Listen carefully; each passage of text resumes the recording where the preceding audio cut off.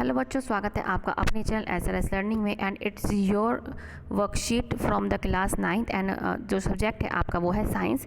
And worksheet का जो number है वो है 54। इसमें क्या हमारा न्यू चैप्टर ग्रेविटेशन जो है शुरू हुआ है। इसमें आज हम यूनिवर्सल लॉ ऑफ ग्रेविटेशन को पढ़ेंगे।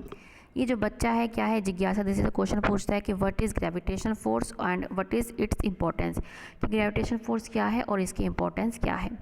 तो ये जवाब देती है कि ज्ञान on observing that a ripen Apple always falls on earth, Newton deduce that earth attracts every object towards itself by force. क्या है कि जब न्यूटन ने देखा कि जो एप्पल है, पका हुआ एप्पल क्या है, नीचे आ रहा है ज़मीन पे, तो उन्होंने ये कंक्लूजन निकाला कि जो अर्थ है वो क्या है, हर जो ऑब्जेक्ट वो क्या है वो अट्रैक्ट करती है।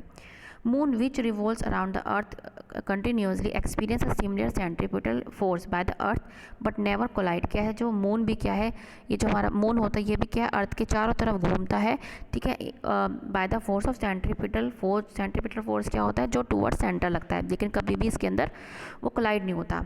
Similarly all planets revolve around the sun. हमें पता है कि जो सन के चारों तरफ क्या है, सारे प्लैनेट जो है घूमते हैं। On the basis of these facts, Newton concluded that all objects in the universe attract each other, and this force of attraction between objects is called gravitational force। तो क्या है, एक न्यूटन ने क्या डिड्यूस किया कि सारे जो ऑब्जेक्ट है एक दूसरे को क्या करते हैं, वो अट्रैक्ट करते हैं, और यही अट्रैक्शन पावर का जो फोर्स होता है वो कौन सा होता है, ग्रेविटेशनल फोर्स। अब क्या है, हम नेक्स्ट उस पे आते हैं क्या कि यूनिवर्सल लॉ ऑफ ग्रेविटेशन है क्या, कि every object in the universe attracts every object with the force which is proportional to the product of their mass and inversely proportional to the square of their distance। क्या है, मतलब इस दुनिया में सब ऑब्जेक्ट एक दूसरे को क्या करते हैं, अट्रैक्ट करते हैं, और वो एक दूसरे क्या करते हैं, प्रोपोर्शनल होते हैं उनके मास के, और उनकी जो प्रोपोर्शनल ऐसे लिखते हैं, और क्या होते हैं, अगर हम M1 ले और M2 एक दो मास हो गए, और इनके प्रोपोर्शनल होते हैं इनके मास के, और इन्वर्स प्रोपोर्शन होते हैं उनके इस जो दूरी होती है उनके स्क्वायर के, ठीक है। तो इसी को क्या है, हम यूनिवर्सल लॉ ऑफ ग्रेविटेशन बोलते हैं, ठीक है। अब the force is along the line the centres of, ये आप ये देख रहे हैं। अब हमने ये हम क्या है, अब ये हम मैथमेटिकली निकालेंगे कि let two objects of masses M and M, small m और हमने कैपिटल M मान लिया है, जैसे ये M और ये M2, एंड इनके बीच में क्या है, दूरी D, तो be the distance between them from their centres.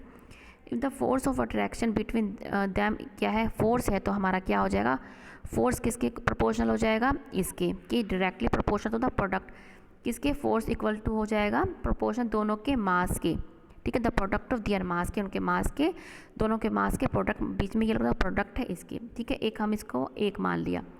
Next क्या हमारे इन्वर्सली प्रोपोर्शनल है, ये फोर्स जो है to the square of distance between, ये हमने आ रहा ये हो गया। जब हमने दोनों को कंबाइन की इक्वेशन को, फर्स्ट एंड सेकंड को, तो हमको ये मिला कि F जो है प्रोपोर्शनल है किसके, M और M के, और इसके इस दूरी के स्क्वायर के। जब हमने ये प्रोपोर्शनल का साइन हटाया तो हमको कैपिटल G मिला, कैपिटल G मिला। तो कैपिटल G क्या है, इज़ अ प्रोपोर्शनलिटी कांस्टेंट। क्या है, ये प्रोपोर्शनलिटी कांस्टेंट है, एंड इस कार्ड, और इसको क्या है, हम यूनिवर्सल ग्रेविटेशनल कांस्टेंट बोलते हैं। क्या बोलते हैं, यूनिवर्सल ग्रेविटेशनल कांस्टेंट। और इसकी वैल्यू जो होती है, ये होती है हमेशा एक्सेप्टेड वैल्यू होती है इसकी, ये हर जगह इसकी वैल्यू क्या है, ये ही सेम रहती है। तो हमने क्या है, ये पढ़ा, ठीक है बच्चों। अब क्या है कि अब हम पढ़ेंगे कि इम्पोर्टेंस ऑफ ग्रेविटेशनल लॉ के, इसकी इम्पोर्टेंस क्या है। Universal law of gravitation explain several phenomena. इन्होंने क्या है, जो यूनिवर्सल लॉ ऑफ ग्रेविटेशन था, इन्होंने क्या बहुत सारे फिनोमिना को क्या है, मतलब इन्होंने बताया कि ये कैसे, वो एक्सप्लेन किया, कह रहे थे the force that bind us to the earth. इन्होंने ये बताया कि कैसे जो फोर्स है वो एक अर्थ पे बांध